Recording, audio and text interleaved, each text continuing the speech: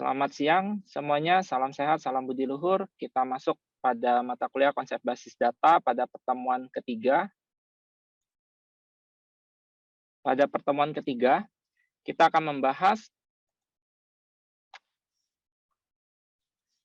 apa itu sistem basis data. Nah, sistem basis data di sini ya, itu diilustrasikan di dalam sebuah sistem basis data ada banyak file atau tabel. Nah, ya. Kemudian sistem basis data di sini terdiri dari 6 ya, ada hardware. Hardware itu adalah perangkat keras ya. Kemudian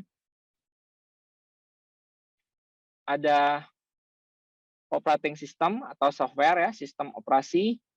Kemudian ada database ya. Database itu adalah untuk penyimpanan data kita. Kemudian ada sistem atau aplikasi perangkat lunak ya. Kemudian ada user. User itu adalah pengguna yang menggunakannya. Kemudian ada aplikasi perangkat lunak lain yang bersifat opsional. Nah, di sini ya diilustrasikan di gambar ada database ya, database kemudian dikelola oleh DBMS. DBMS itu adalah Database Management System. Kemudian ada SQL. SQL ini adalah software untuk pengelola database-nya. Nah, kemudian dari SQL barulah masuk ke aplikasi database. Kemudian setelah masuk aplikasi database, barulah user yang menerima database tersebut. Nah, jadi di sini ya, suatu database itu sistem basis data yang memiliki banyak file ya, atau tabel. Ini sudah saya jelaskan di materi sebelumnya. Jadi bisa ada file 1, 2, 3, 4, 5, dan seterusnya yang saling berhubungan. Jadi saling terkait dalam suatu organisasi. Nah, kumpulan data tersebut akan digunakan oleh user untuk mengakses atau memanipulasi sistem basis data sesuai kebutuhannya. Kemudian, ini untuk user ini misalnya contohnya ya, user A menggunakan file 1 dan file 3. Nah, sedangkan user 3 menggunakan file 2, 4, 5, dan seterusnya. Jadi tidak semua file di dalam basis data itu digunakan oleh user, tapi mungkin sebagian saja sesuai kebutuhan sistem ya, seperti itu. Nah, jadi di sini ya, setelah user menggunakan database-nya ya, database-nya dapat diakses oleh user. Selanjutnya, nah di sini ada pengguna atau user dalam basis data. Nah, di sini yang pertama ada end user. Nah, end user ini adalah pemakai akhir. Yang dimaksud end user itu adalah orang yang memanfaatkan basis data untuk kepentingan tertentu. Misalnya, mahasiswa, dosen, pegawai, manajer, direktur, dan lain-lain. Jadi, ini adalah orang yang bertindak sebagai pemakam program aplikasi yang dibuat oleh programmer. Jadi programnya sudah dibuat, ya kita hanya sebagai pemakai saja atau pengguna. Nah, kedua ada yang namanya programmer aplikasi database. Jadi orang yang mengembangkan aplikasi database atau orang yang membuat aplikasi database tersebut. Nah, yang ketiga ada yang namanya database administrator atau DBA. Jadi orang yang memiliki keahlian tertentu dan bertugas untuk mendesain serta memelihara basis data. Nah, dia bertanggung jawab penuh terhadap keberadaan dan keamanan database, mengatur, memodifikasi, dan menyesuaikan database dengan kondisi organisasi atau kebutuhan organisasi, serta mengawasi pemakaian database. Ya, jadi mengawasinya supaya tidak terjadi kerusakan ataupun pengaksesan dari user yang tidak berwenang. Nah, jadi dia akan mengatur akses-akses untuk usernya. Misalnya perkuliahan, ya, database perkuliahan, aplikasi atau sistem perkuliahan. Ada usernya mahasiswa, kemudian dosen, BSI, BAK, itu mempunyai hak akses yang berbeda. Nah, itu diatur oleh database administrator. Database administrator inilah yang memberikan akses kepada user-user tadi. Nah, jadi setiap user memiliki hak akses yang berbeda sesuai dengan akses yang diberikan, sesuai dengan kebutuhan usernya masing-masing. Jadi antara satu user dengan user yang lain tidak akan memiliki hak akses yang sama. Jadi semuanya semua user itu bertanggung jawab. Nah, terhadap kelangsungan sistem database. Jadi mereka semua usernya saling berhubungan, ya, sesuai dengan sistem yang sudah ada. Kemudian selanjutnya ada namanya kebutuhan pendekatan database. Nah, untuk kebutuhan pendekatan database, ya, atau basis data, di sini ada 4, ya. Pertama, itu adalah standarisasi. Nah, standarisasi ini, ya, secara umum adalah hal-hal yang diketahui oleh user yang mengakses program aplikasi tersebut. Namanya juga standarisasi, berasal dari kata standar. Nah, jadi standarisasi itu item-item data pada basis data harus mempunyai definisi baku sehingga dapat diakses oleh semua program, aplikasi maupun semua tingkat pemakai. Kemudian sistem basis data. Nah, selanjutnya yang kedua ada namanya pemilikan data secara bersama atau multiple user atau banyak user. Jadi kepemilikan datanya ini untuk banyak user secara bersama-sama, saling berhubungan. Nah, di sini harus menyadari bahwa semua data perusahaan kemudian merupakan milik semua pihak sehingga tidak dikenal. Kemudian eksklusivisme sistem informasi. Kemudian artinya sistem informasi perusahaan haruslah merupakan suatu bagian yang mandiri dan terpadu yang bebas dari kepentingan masing-masing bagian. Kemudian demikian data dari suatu bagian dapat digunakan oleh bagian lainnya, demikian pula sebaliknya. Nah, kelompok user ini tidak menganggap data hanya punya dia saja. Kemudian dia akan menjaga sistem tersebut. Jadi semua pihak yang ada di sistem atau suatu organisasi itu berhak memiliki dan menjaga sistem. Kemudian mereka juga yang menggunakan sistem informasi dalam suatu organisasi tersebut. Nah, data yang ada di bagian 1 dapat digunakan atau dimanfaatkan di bagian kedua. Begitu juga seterusnya. Jadi semua bagian itu bisa menggunakan dan memanfaatkan database-nya sesuai dengan kebutuhan mereka masing-masing. Ini baru 2 kebutuhan yang sesuai pendekatan database. Masih ada 2 kebutuhan. Duanya apalagi? Yang keduanya lagi yaitu skema dan struktur data.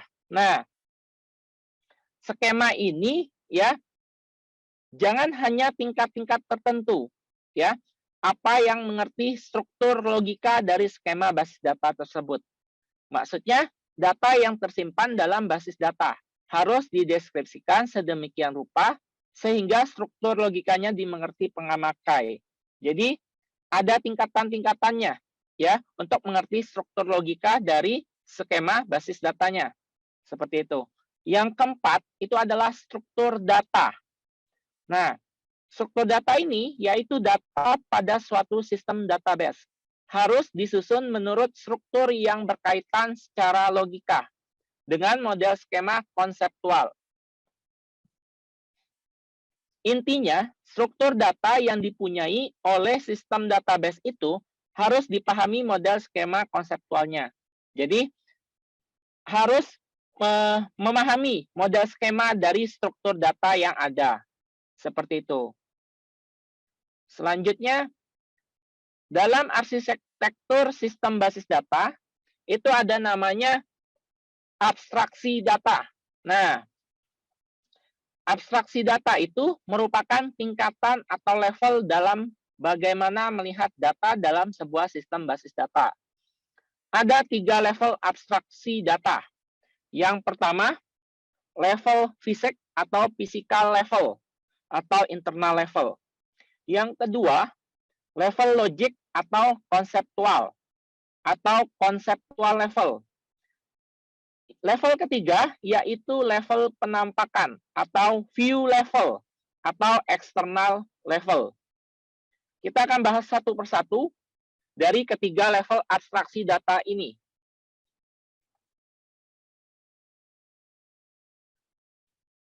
Oke, untuk yang pertama itu physical level. Nah, atau internal level.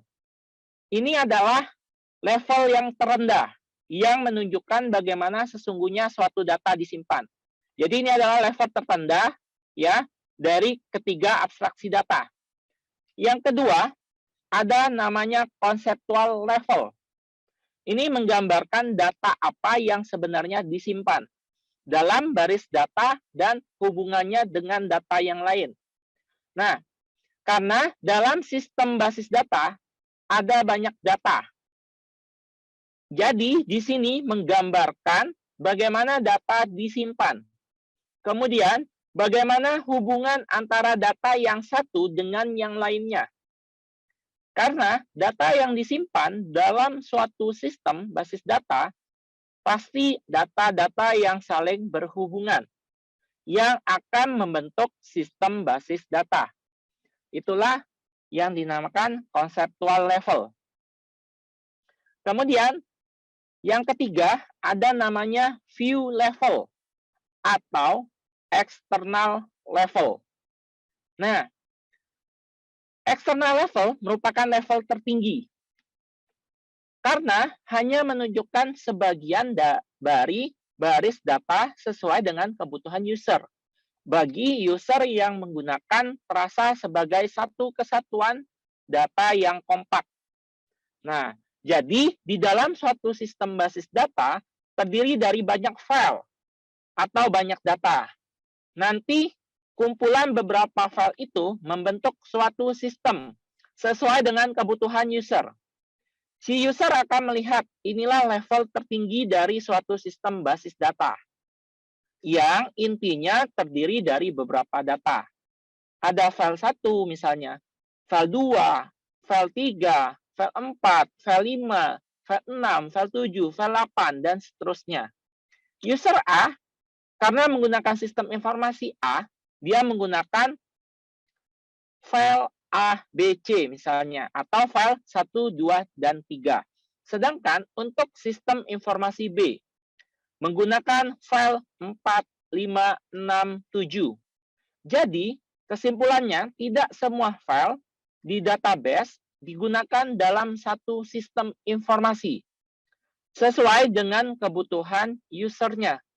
Jadi tergantung kebutuhan usernya masing-masing.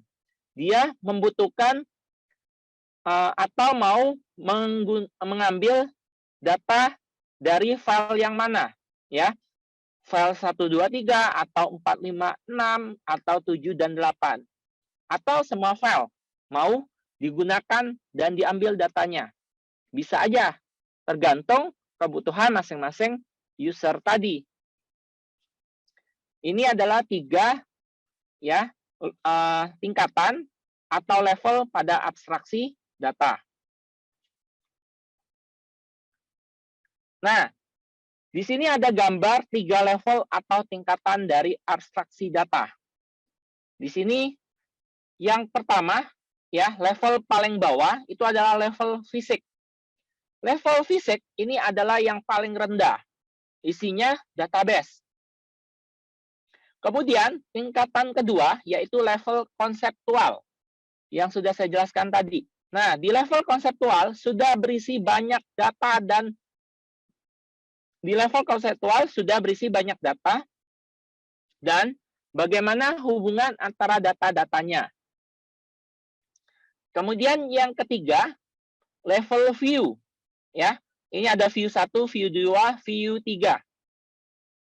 Di view ini merupakan level tertinggi, yaitu view level.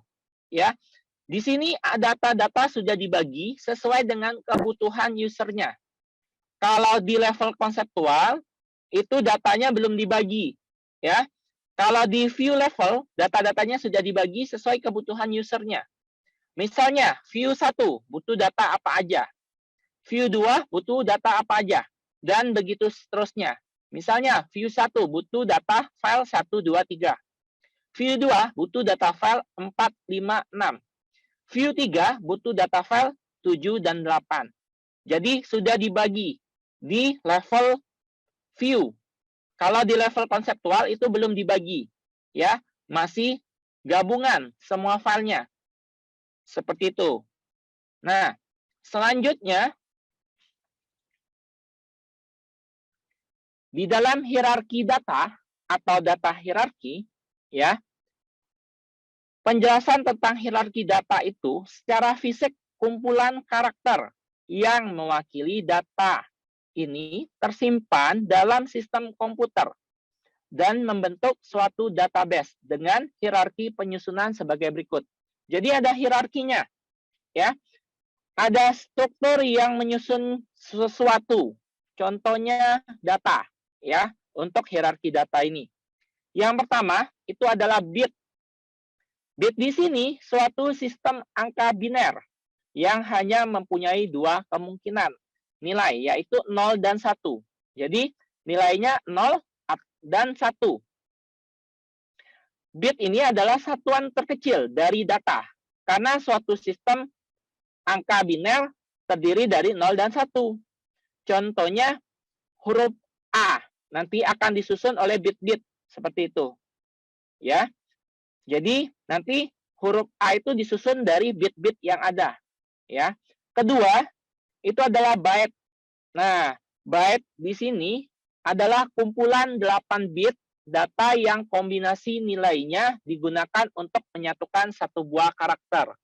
Jadi dari bit yang ada itu dikumpulkan, ya, 8 bit dikumpulkan membentuklah satu buah karakter. Nah, contohnya huruf A, ya, terdiri dari bit-bit yang artinya huruf A itu mempunyai 8 bit yang terdiri dari nilai 0 dan 1. Jadi komputer itu tidak mengenal huruf A, tapi ia menyimpan kombinasi 8 bit data yang terdiri dari 0, 1, 1, 0, dan kombinasinya yang berjumlah 8 bit. Jadilah dia sebagai huruf A. Tapi di komputer dikenalnya itu adalah 8 bit tadi, ya, yang merupakan kombinasi dari angka 0 dan 1. Ketiga, ada yang namanya item data.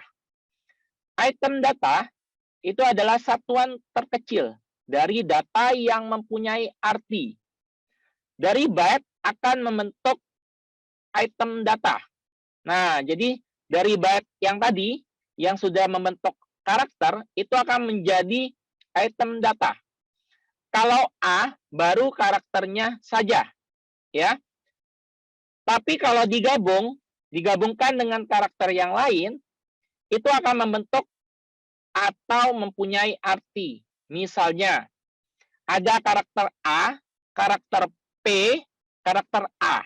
Terbentuklah menjadi item data apa. Nah, maka itu sudah memiliki arti.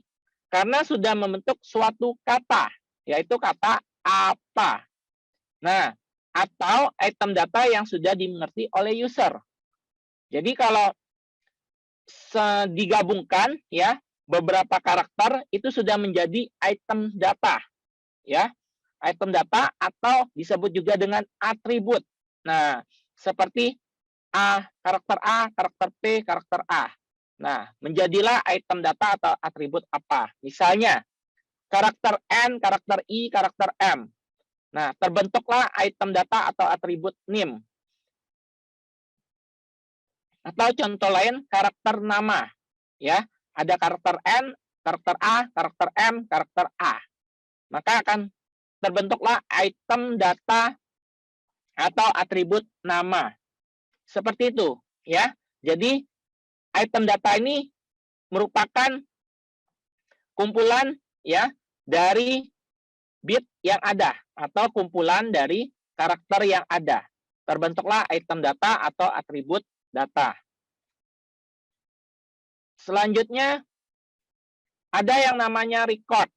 Nah, sebelumnya di materi pertemuan sebelumnya sudah saya singgung ya bahwa record di sini bukan rekaman. Jadi record di sini bukan rekaman ya, tetapi merupakan baris data. Nah, record adalah kumpulan item data yang saling berhubungan untuk menyatakan suatu objek tertentu.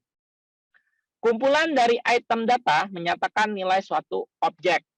Misalnya, dalam record ini ada item data, NIM, nama mahasiswa, alamat, jenis kelamin. Ini saling berhubungan bahwa NIM punya siapa.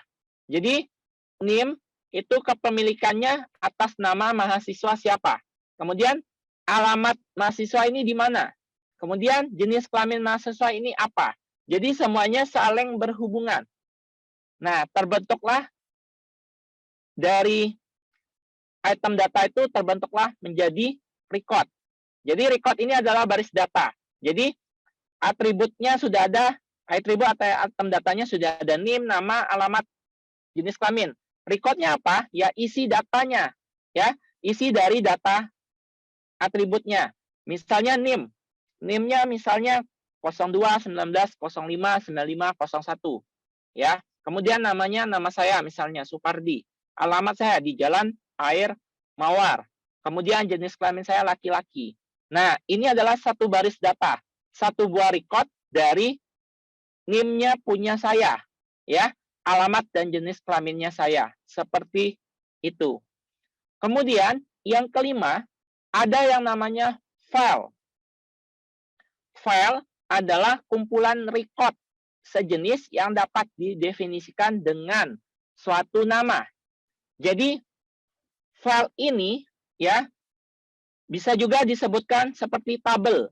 Nah, tabel yang mempunyai kolom dan baris. Dan ini merupakan kumpulan record yang sejenis ya, yang dapat didefinisikan dengan suatu nama.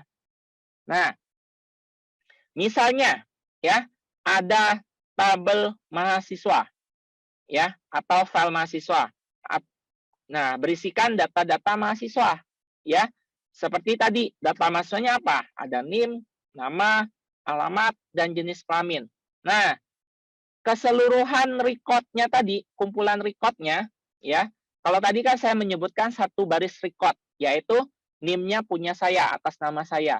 Kalau kita punya banyak record ya, punya banyak baris data, nah kumpulan dari record atau baris data itu disebutlah file atau tabel. Jadi kalau saya punya di kelas ini saya punya ada 47 mahasiswa ya yang memilih kelas saya untuk mata kuliah konsep basis data. Berarti saya sudah punya file atau tabel mahasiswa dengan record atau baris data berjumlah 47. Nah, berarti 47 data mahasiswa yang memilih kelas saya, TI1A ini untuk mata kuliah konsep basis data, itu sudah bisa saya jadikan file atau tabel mahasiswa ya yang memilih kelas kelompok TI1A untuk mata kuliah konsep basis data.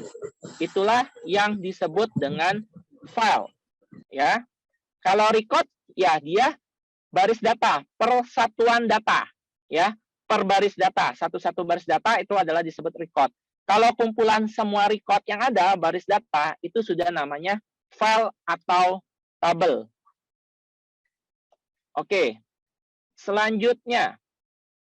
Nah, di sini ya ada contoh hierarki data atau data hierarki. Nah, di sini ada suatu database ya yang di atas ada banyak file-file. Salah satu filenya ada file pegawai. Jadi di dalam database ini, dia memiliki banyak file atau banyak tabel. Salah satunya adalah file atau tabel pegawai. Nah, jadi suatu data yang tersimpan di dalam database itu disusun dari namanya bit, byte, kemudian item data atau atribut, record, atau file atau tabel. Contoh di sini, ada file pegawai atau tabel pegawai.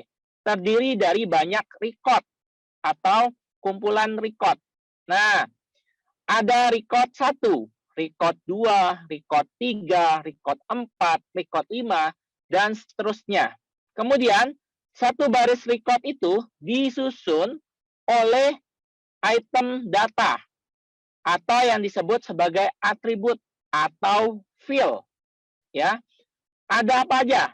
Ada atribut atau field, ID pegawai, field nama, field alamat, field kota, field kode pos, field nomor telepon. Field ini disusun oleh yang namanya byte, ya, byte atau karakter. Jadi byte ini adalah karakter S misalnya, ya, karakter S pada kota Surabaya, ya, S itu di mana karakter S disusun oleh 8 bit yang tadinya diisi kombinasi angka 0 dan 1. Jadi awalnya huruf S itu, karakter S terbentuk dari kombinasi 8 bit, angka 0 dan 1. Kemudian S ini sudah menjadi byte, ya, byte untuk karakter S. Kemudian kata Surabaya itu sudah menjadi item data, ya, atau atribut. Nah, atributnya yaitu kota. Jadi kota itu merupakan item data atau atribut. Nah, kemudian record-nya itu dari ID pegawai, contohnya 94002, namanya Asep, alamatnya Jalan ABC, Kota Jakarta, kode pos 16770, nomor teleponnya 021 sekian. Itu merupakan record-nya untuk record baris pertama. Kemudian semua record-nya, record 1 sampai 5 dan seterusnya, itu disebut sebagai file, ya, sebuah file atau tabel. Nah, itulah awal terbentuknya file, susunannya, hierarki datanya, ya. Jadi artinya sebuah data itu punya susunan. Seperti kita mempunyai susunan atau silsilah orang tua. Contohnya, ya, silsilah orang tua kita. Siapa orang tua kita? Kemudian orang tua kita mempunyai orang tua siapa? Nah, begitu seterusnya. Jadi punya susunan, ya, susunan untuk silsilah dari orang tua, ya. Jadi dari kita punya orang tua kita punya orang tua, ya. Berarti itu nenek kakek kita, kemudian nenek kakek kita punya orang tua. Nah, berarti itu sudah buyut, ya, buyut kita. Nah, seperti itu. Jadi terus itulah namanya hierarki data. Begitu juga pada sistem basis data. Jadi punya hierarki. Dari awalnya bit, ya, BIT itu adalah kombinasi dari angka biner 0 dan 1, kemudian jadi byte, BYTE, byte itu dia akan membentuk karakter S. Nah, karakter S itu adalah kombinasi dari bit tadi, 8 bit, yang kombinasinya angka 0 dan 1, terbentuklah karakter S, yaitu dari byte-nya, kemudian dari byte itu kita dapat namanya item data, ya, item data atau atribut. Nah, atribut itu yaitu misalnya Surabaya, itu adalah atributnya kota. Berarti kita dapat atribut kota. Kemudian setelah dari atribut, ya, atau item data, kumpulan beberapa item data atau beberapa kumpulan atribut dari ID pegawai, nama, sampai nomor telepon, itu disebut dengan record.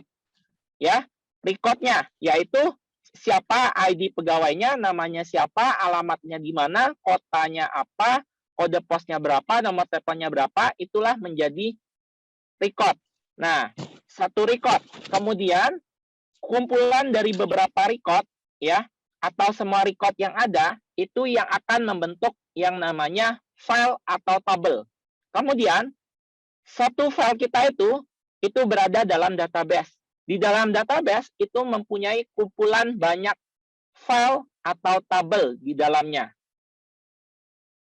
Itu penjelasan untuk hierarki data atau data hierarki. Baiklah, sekian untuk materi pertemuan 3 hari ini. Semoga bermanfaat. Sampai ketemu di pertemuan berikutnya. Saya ucapkan terima kasih, salam sehat, dan salam budi luhur.